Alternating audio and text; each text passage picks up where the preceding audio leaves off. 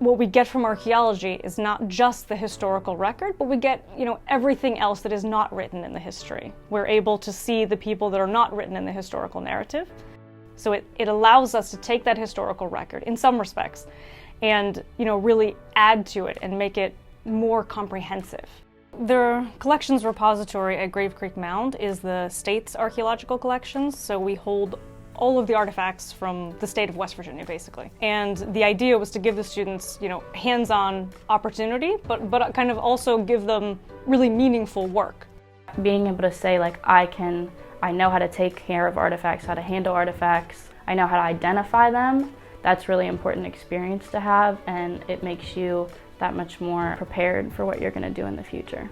This is the best job I've ever had, and probably ever will have as a college student. And I get to learn a lot more than I would just in a regular lecture, Actually, a lot of it is technically garbage. It's a lot of the animal bones you find are because they were eating it and then they cracked it and threw it in the fire. That's why a lot of them are burnt.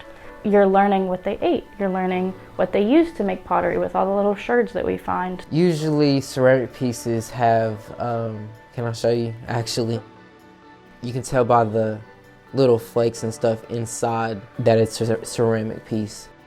It's really crucial that our students get this hands-on experience to be able to identify artifacts, to be able to understand the archaeological context in order to get jobs, in order to get placements in grad school.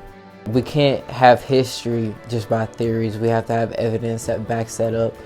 And archaeology has helped shape the history that we know today. You really get a very comprehensive view of how the world works, and I think all of that knowledge makes you just a better person and able to interact with people so much better.